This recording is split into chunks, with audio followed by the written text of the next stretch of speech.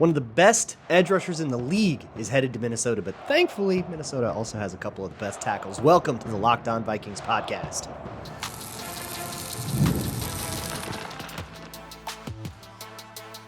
You are Locked On Vikings, your daily Minnesota Vikings podcast, part of the Locked On Podcast Network, your team every day. What up, everybody? Welcome to the Locked On Vikings podcast, where we're always trying to learn something new. It's part of the Locked On Podcast Network, your team every day. And thank you so much for making Locked On Vikings your first listen of the day each and every day. I appreciate my hashtag everydayers so very much, sticking with me through the ups of the season and maybe the downs if they ever come. But who can find a loss on that schedule? If you're new here, hello and welcome. My name is Luke. I will be your host. You can find this show wherever you find your favorite podcast. Just search out Locked On Vikings. If you're listening to podcasts on the SiriusXM app, by the way, you can search out Vikings and also get live broadcasts of games like this Sunday's matchup against the San Francisco 49ers. You can get the hometown broadcast there. Just search out Vikings. You can also find the show on YouTube or Amazon Fire and Roku if you download the Locked On Minnesota Sports app. Today's episode is brought to you by LinkedIn. LinkedIn Jobs helps you find the qualified candidates you want to talk to faster. Post your job for free at linkedin.com/LockedOnNFL. Terms and conditions apply.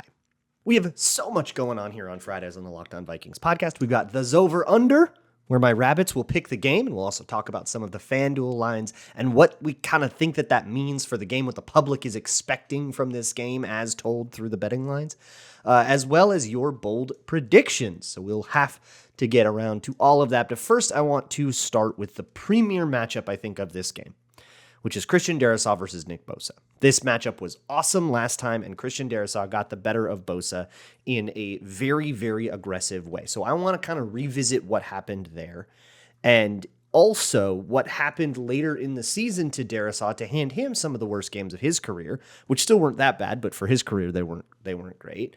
And what is different this year, which I actually did a whole Patreon video that went up late last night, that you can watch on patreon.com/LukeBrownNFL to explain in more detail, but what we've seen from him in the first game for how that is different. So here is the key to Nick Bosa and the way the 49ers have done defense since Robert Saleh was there, since, Nick Bosa was a rookie and they were going since like their Super Bowl run back in 2019. They have employed the wide 9 alignment. The wide 9 alignment is extraordinarily popular now. You also saw it, I would call it wide 9 with the Giants last week. You saw Thibodeau use it. And the reason for that is because rollouts are everywhere in the NFL right now, right? We've got all these McVay and Shanahan clones running a lot of bootlegs. And if you line up as an edge rusher super tight, the quarterback can run past you on that bootleg. It's that much harder to chase him down. But if you kind of lag back a little bit more, it's harder to roll out into that. So that's a big part of it. But it also is just a really helpful tool if you're a fast edge rusher with a lot of polished moves. Giving yourself a couple of extra steps of runway can help you get a harder charging head start on bull rushes, especially if you're somebody like Kayvon Thibodeau that's more about length than like bulk. You can kind of hit with a little bit more oomph there. And plus, it gives you a little bit of time to set up your moves. You can take a step here, take a step there. You can do more jab steps and stuff. You have space to use. And this has been a terror when it's Nick Bosa. Nick Bosa uses this better than anybody in the league. And I don't even think I'm on like controversial ground saying that. He's like the guy synonymous with the wide 9. So last year, when the 49ers came to town on Monday Night Football, Christian Darrisaw had to take this on a lot. And it got Brian O'Neill a lot too. They moved him around the formation. I would expect them to do the same. But when it's Darrisaw, Darrisaw would jump set. That is a psychotic way to do it. That is like, in the action movie when somebody's like pointing a gun at the hero's forehead and he just grabs it and puts it up against his forehead and he's like, just do it. Like, that's to me jump setting Nick Bosa. That is saying, yeah, I will take the fight to you. Not only am I not scared of you, I'm psycho enough to make you feel like you should be scared of me. This is Christian Darrisaw. So a jump set is essentially an incredibly aggressive horizontal pass set. Your first 2 steps, really hard horizontal steps, closing down all that space immediately. The reason that's psychotic to do is because one juke and you get olayed. and suddenly Nick Bosa is in the backfield, right? And so to do that, you have to be incredibly on your P's and Q's about everything else, about what you do with your hands, what you do with your balance. And in particular, the problem can be that for as much space as you close down to your outside, you are opening that much space to your inside. So it's really easy to counter those moves inside. The way the 49ers pass rushed against the Vikings last time didn't really plan for Nick Bosa to take advantage of that. Maybe they were giving him a two-way go or something like that, but really, Nick Bosa was playing outside, containing stuff, trying to get, handle the rollouts because this was still Kirk Cousins. And, the patented Vikings Kirk Cousins offense always had tons of rollouts. And so you didn't get, you got him trying to win outside a lot, and essentially that space would close down and he wouldn't be able to set up what he was trying to do, and Darrisaw could get an advantage and then convert that advantage into wins. Later in the season, you had guys beating him to the inside. When he would do that really aggressive outside set, you could lose to the inside. It didn't happen a ton. It didn't happen every single snap or anything like that, but it happened enough for us to go, hey, this maybe isn't that. Like, I would say 2023 for Darrisaw wasn't as good as 2022 was for Darrisaw. And I would say that was the primary reason, because he got beat inside sometimes, and that didn't happen in 2022. Therefore, not as good a year.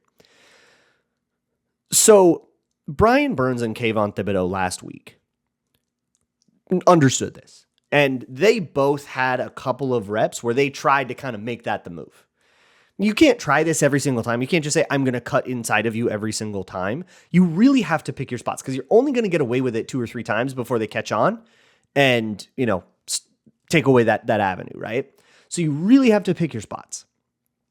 And they tried, but when they tried to pull that out, Darrisaw was able to get either his hips flipped or get his weight shifted and start moving back over, and push Thibodeau or Brian Burns back into the slide, and essentially just kind of like toss them into the massive bodies where all their momentum would evaporate. You may have seen a highlight of Darrisaw throwing Kayvon Thibodeau into another Giants player so hard that Giants player fell over. That's the kind of thing I'm talking about here, because Kayvon Thibodeau tries to win to the inside, and Darrisaw is able to use that momentum against him. That's the kind of thing that is going to be really interesting for me to watch, because this whole dynamic has sort of grown and morphed since the last time the 49ers have come to town. So will Nick Bosa try to win inside, or will he look at that Giants tape and say, don't think that's the tool here, and try something else?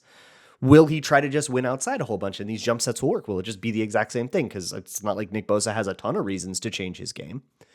Or are they going to come up with some new idea that we're going to have to adapt to on the fly? It's going to be very fascinating. Or are they going to say, screw this guy. This Darrisaw guy is kind of a nightmare. Let's at least try O'Neal. Maybe we can get some wins on him.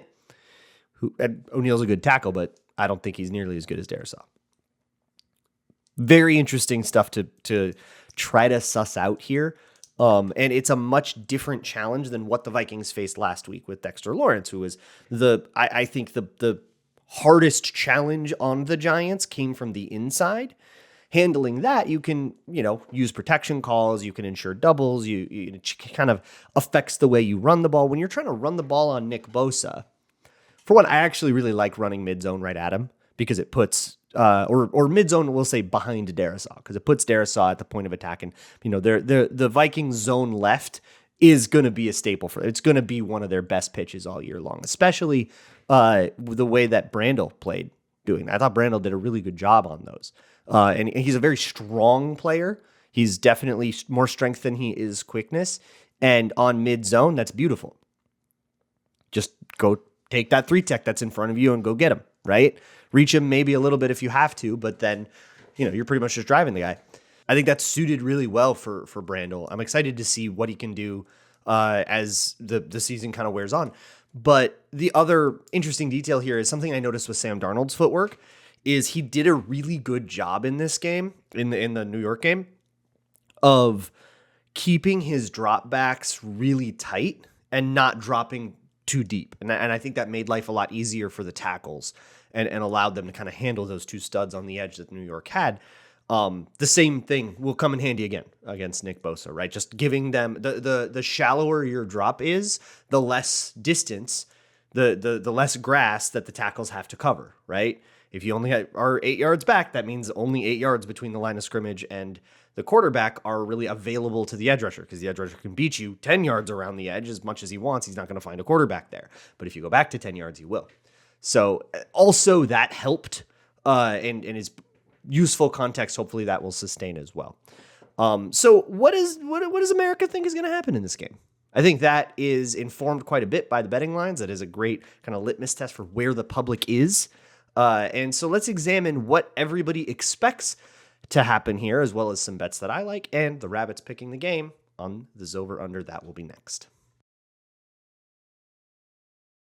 Today's episode of Locked On Vikings is brought to you by LinkedIn. LinkedIn Jobs is more than just a job board. It's the job place. Like, it's the work social media. It's what it is known as, and for good reason. I mean, look, 70% of people on LinkedIn aren't even really looking for a job.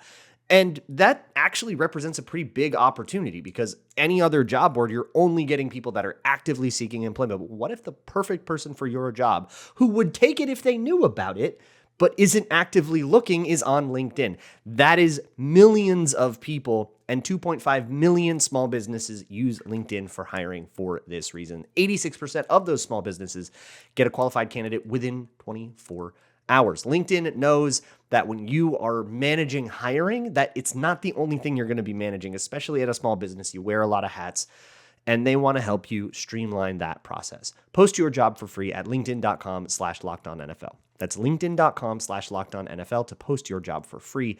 Terms and conditions apply. Today's episode is also brought to you by Fanduel, America's #1 sportsbook. Fanduel powering the over-under, which we will get to soon. But if you want to drop $5 on any of the stuff we are about to mention, you can get a 3-week free trial of NFL Sunday Ticket from YouTube and YouTube TV. This offer is only good through September 22nd, so you're starting to run out of time. But with a YouTube TV base plan, you'll be able to watch every regular season and Sunday afternoon out-of-market game. All you need is a Google account and a current form of payment, which you can cancel anytime. And if that's not enough, be sure to check out FanDuel's Profit Boost in the app and use it for FanDuel's Double Your Winnings for all of Sunday's September 15th pregame moneyline bets. Profit Boost will be live starting Thursday, September 12th. That's yesterday. View your account page to learn more about your boost.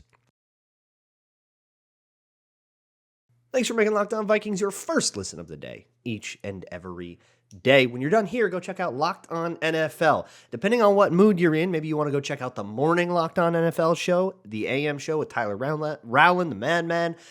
He's your shot of espresso in the morning. Or if you're looking for a more chill vibe, check out Tony Wiggins in the barbershop at night. Whatever floats your boat, go check it out at the new Locked On NFL. You can also find me with Tyler on Wednesday mornings. And now, without further ado, it is time for the Rabbits to tell you what is going to happen in this game. It's time for the over-under.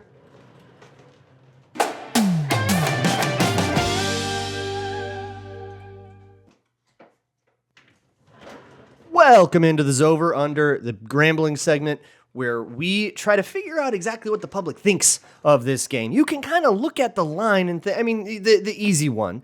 You can look at the line and think, okay, well, everybody thinks the 49ers will win because they're favored, but the prop bets also tell you what kind of game maybe we think that we are getting into, and also what the public doesn't really have a great sense for at all. So let's start with the general stuff. The Vikings are 5.5-point underdogs at home. That has moved, by the way, from when we talked about it for the crossover, it was 6.5. So that's moved a point, and I'm going to guess that has to do with a little bit less optimism that Christian McCaffrey will play. I think if that is confirmed, something to watch will be what that line turns into. But if you're trying to bet the Vikings, I would try to do it now, because I think that line is going to shrink if Christian McCaffrey is confirmed inactive. Although if he does surprise Christian McCaffrey is going to play, that line's going to, I think, swing way toward the direction of the 49ers. So if you want to try to play that timing game, you can, but of course that makes it something of a dubious line. Also, the over-under is 46.5. So that implies that the market is predicting something like a 26-20 loss for the Vikings, like that kind of game. That's a very average game, right? Like 46.5 is a very middle over-under. And I think the 49ers being favored by that much on the road is pretty aggressive, but the 49ers are, pretty heavy favorites in the NFC, except for maybe like the Lions. So it does kind of make sense. So it's interesting. So the Vikings totals 20.5. Again, that kind of goes with that 26-20 loss that the market is predicting. But the market you can tell on FanDuel what the market is hitting by which one has shorter odds. So the Vikings over has -116 odds. The under has -106 odds. So -116 is shorter. That means that more people are betting the over, and therefore FanDuel is making that one a little bit pay out a little bit less to kind of help to compensate for whatever their losses are. But it means that more people think that the over will hit. So that's something for you, that people are maybe starting a little bit to believe in the Vikings offense, scoring on a very hard-nosed defense with the 49ers. I thought Justin Jefferson's line is interesting. Again, it's down to 80.5. It's lower than it was last week, probably because he did hit his under last week. I put a lot of my faith in Jefferson's over, but the Giants really, really doubled him hard. And with what looks like probably not having Addison, I think more of that will happen. Or the Vikings, at a certain point, just out of necessity, they have no one else to throw to, and they'll kind of break through and try to throw to Jefferson. But it's hard to see where this offense goes, and the market doesn't really know where the offense will go. But it doesn't know on the other side either. Debo, George Kittle, and Brandon Ayuk all around 50-ish on their receiving props. It kind of tells you when everybody's the same like that the market doesn't really know what kind of game we're going to get. The thing about the 49ers is they kind of pick a guy for every game. Especially, I don't know, at least the primetime games or the 49ers games that I've happened to catch, there's always one person that pops off, and it feels to me like there's like one guy for the game plan. Like they look at the defense and they say, okay, this is a Debo game. This is a Kittle game. This is an Ayuk game. And the market does not know which guy that's going to be or what kind of game we're going to get there. Also, importantly, FanDuel, no Christian McCaffrey lines, no Jordan Mason lines. They are just like not really trying to participate in that injury speculation battle very much as they possibly can. Of course, you can't take the entire line down or whatever, but no receiving props, no nothing for that. They do have Jordan Mason as an anytime touchdown favorite at -175, but I think that's the only thing he pops up on. At least as of this recording. Maybe by the time you're listening to this, there's a little bit more. And then Brock Purdy still being a longer odds quarterback to throw an interception versus Sam Darnold. So the market thinks that Sam Darnold is more likely to throw an interception than Brock Purdy. Given their histories, that's probably fair. But they still haven't quite, they aren't buying into this is a new, more conservative Sam Darnold. We have a lot of evidence that maybe they should, but I think maybe they want to see more than a game, which is fair. So here are some bets that I like here. I like Purdy over 20.5 completions. I think completion overs for the opposing quarterback are just a really good idea generally for Brian Flores. And while Brian Flores didn't blitz a lot last time, that means that there's probably going to be a lot of back it off soft coverage. You're going to get a lot of checkdowns, and it's easy completions, right? We're just hunting volume here, right? Completions for one still count. So that's one that I like. I also like Aaron Jones as an anytime touchdown scorer. When I wrote this down, it was +115. It's down to +110. So I guess that means that a lot of people agreed with me. And it's starting to, depress the line. But I just like him as an anytime touchdown scorer. It just feels like a guy you're going to go to a lot in the red zone, especially the way that they approach the red zone against New York. There's a lot of opportunities there. Also, 2 TDs is at +700 if you're looking for like a something to throw $5 on to get your YouTube TV free trial. Yeah, throw that on a quick 700 plus 2 TDs kind of deal if you want more of a long shot. I think that's intriguing. Another one that I like for Aaron Jones is over 16.5 receiving. I'm just going to, I think, kind of keep riding these Aaron Jones receiving ones. we have a quarterback who has been very strongly encouraged to check down. So I'm going to just keep buying into the guy he would be checking down to much of the time. And then the last one that I like here is Deebo Samuel's longest being under 20.5. I think that the Vikings are really going to prioritize the deep ball. If there is going to be some deep stuff, I think it's much more likely to go to Ayuk or Kittle. And Deebo Samuel, because of Christian McCaffrey likely being out, is going to take a big role as a running back here. I think like having him as a running back is going to make him much less likely to be the deep target on some of these. So I like under 20.5 for him. And then finally, let's pick this game. My Rabbits, if you are unfamiliar, are weirdly good at this. They're 2-0, by the way. ZD picked the Vikings minus 1.5. That covered. And Zoe picked the under, which also hit. So without further ado, let's see what they do here. Last time I had a lot of trouble getting them to pick. This time I had no trouble at all. ZD immediately ran through and picked the 49ers, while Zoe, most of the time she is a hater, by the way, picked the Vikings to cover the spread plus 5.5 points. Zostradamus, as they call her, is the one that has won this competition now 2 years running.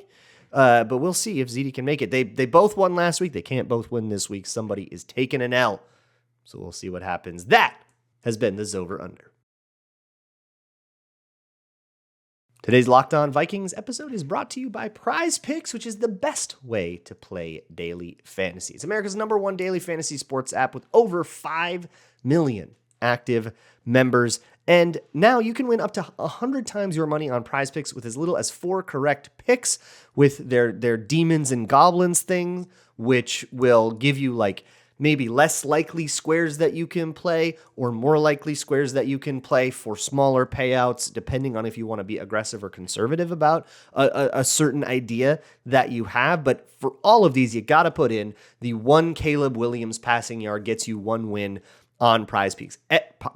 Every week in September, 1 Caleb Williams passing yard will get you 1 win of a square. And the difference in payout between, say, a 3-square play and a 4-square play can be really significant. So put Caleb Williams on all of them. Trust me on that. Download the PrizePicks app today and use code LOCKEDONNFL and get $50 instantly when you play $5. That's code LOCKEDONNFL on PrizePicks to get $50 instantly when you play $5. You don't even need to win to receive the $50 bonus. It's guaranteed. PrizePicks, run your game. It's time to get bold. It's time to get bold. It's time to get bold. It's time to get bold. It's bold prediction time. This is where I get your most heinous ideas, the things that have crawled out of the deepest, darkest recesses of your mind. And somehow they decided to predict things about the Vikings game. I love bold predictions. It's my favorite thing all year. We hit one last week. Chris said that Aaron Jones would have a higher average per rush than Daniel Jones' depth of target. That happened. And it wasn't even close. Nobody else hit, though. MN Sports Appreciator, I thought you hit for a second, he said Vikings rookies score more touchdowns than Giants rookies. For somehow in my head, as I was tracking it, that turned into Vikings rookies outscore Giants rookies, which would mean Will Reichard, and the Giants rookies didn't get anything in. So I was like, oh no, 2 of them hit, but no, it had to be touchdowns, and no rookies scored a touchdown in this game. Milogram said that the Vikings would score all of their 20-plus points after there are 20 minutes remaining in the game. This will lead them to win by 10-plus points. No there. Ryan said that no offensive points would be scored. No. Alex Anger predicted that Will Reichard's first kick would be a double doink. Tougher on an extra point. You kind of needed that to be a field goal for that to be plausible. An Oatmeal Raisin Cookie fan said that Ryan Wright would be the first Vikings player to get fined for a hip drop tackle. I did stipulate that it had to be that week. This did not happen, so even if it happens like in the 49ers game, we're moving on from that one. I do want to go back to the Zover Under real quick. We actually got a line submitted by Cam Ekstorm that was a 4-line parlay that hit. So Cam, I hope you put in on that one. It was Daniel Jones under 1.5 passing touchdowns, hit. Neighbors under 5.5 receptions. He got 5, so that one hit. Vikings to cover an alternate spread of minus 12.5. We hit that comfortably, and under 41.5 total points, and we hit. And I like that one because it implied a certain kind of game where the Vikings blow them out hard, and we're talking about the defense more than the offense at the end of it. And like, yeah, we got exactly that vibe, and you hit all your parameters. It belongs in the bold prediction because it's a 4-leg parlay on a whole bunch of like pretty aggressive stuff. But you got there. Good job. All right, let's move on to the bold predictions for this coming week. The first one I'm going to do comes from Grill, who says, in the spirit of the 1849 Gold Rush, number 18 will put up at least 49 PPR fantasy points. So here's what I'm going to do for this is I am going to use Hell League scoring. If you want to know what the Hell League is, you can ask James from Norse Code about it. It's another Vikings podcast. They have fantasy football leagues with broken scoring. Wide receiver scoring is pretty normal though, and that's just the fantasy app that's on my phone. So I'm going to use that to check it. That's why I'm doing that. But also, I don't know if there's some weird like Hell League thing about wide receivers that I don't even know about. It's going to apply. Get Quackin' says, in honor of the ones struck with gold fever, the final score will be 18-49. A Scorigami. So I've decided that I'll take any Scorigami here. Scorigami in and of itself is a pretty bold prediction. I'm not going to let Scorigami be a bold prediction every time because it's not all that original, but I like that we've had two different people do an 1849 joke here, and I'm pretty excited about that. For those that don't know, a Scorigami is an NFL score that we have never seen before. We actually got Scorigami on Monday Night Football. I think it was 32-19. We had never had a game end 32-19 before, and so that is Scorigami. Sports Guy 79 said that every touchdown in this game occurs on a play with orbit motion. Orbit motion is becoming something of a meme around. I feel like I keep seeing people like it's become, I don't know why. Like it's a cool motion, and it usually leads to some kind of trick play. For example, the fake screen that led to the Jalen Naylor touchdown the Vikings scored against the Giants. If you don't know, orbit motion is where wide receiver motions from one end of the field to the other and goes like way behind the quarterback as though he's about to take a sweep or like an end around or something like that. But then he stops after he gets past the quarterback and or running back, and then he goes around the other way. So he kind of orbits, right? And I feel like whenever somebody sees it, we all just get enough of a kick out of saying orbit motion and be like, we get like pointing at the screen like Leo, that like I feel like I've seen a lot of discussion about orbit motion, and it tickles me. I don't know. Okay, so every touchdown will have orbit motion. All right, let's do it. Hodunk MO says that no running backs or quarterbacks will score touchdowns in this game. So I do want to add one addendum that there still must be touchdowns scored. If this is a game that ends 9-6 and it was only field goals, I'm not going to count it. And that means that since quarterbacks can't score, it has to be receivers and tight ends or like just defense and special teams. But those receivers and tight ends need to get it on like rushing touchdowns. So this is a Debo prediction. This is Debo scores the only touchdowns in the game that are, except for like defense and special teams. And of course that is ridiculously bold, but I like that you got there in a very creative way. Swede's Goal says that the winner of this game will be the team whose kicker reaches 200 yards in total field goal yards made first. That's a pretty bold amount of field goal yards, I think. I mean, it's 4 50-yarders, right? Or like 5 field goals or something like that. So then you have to have that team win as well. So if you have something like, it has to be kind of like the Steelers-Falcons game was, where the Steelers made 6 field goals. And even with 6, you still need all of them to be like 35-ish, right? At least, or average 35-ish. So you can't have like a whole bunch of 20-yarders or like that. And that's kind of how those games come to pass, is that you do really well on offense, but you stutter in the red zone, and then it's a bunch of 20-yard field goals. So you don't get that scenario. I love the way that your brain has conjured this. And then the last one comes from Sketch Conk, who says that Sam Darnold will hurdle a defender for a rushing touchdown. Miss you, Alexander Madison. That is going to do it for this week here on Locked On Vikings. Next time you hear from me, it will be the postcast, which you will find on this audio feed. But if you want to catch it live, you can go to Locked On Minnesota Sports. That'll be right after the game. As soon as we hit 000, I go live with Sam Ekstrom, Luke Inman, and Ron Johnson, and we go discuss whatever happened in this game. So go check it out. Enjoy the game. Stay safe. Love you. See you Monday. And as always, Skull.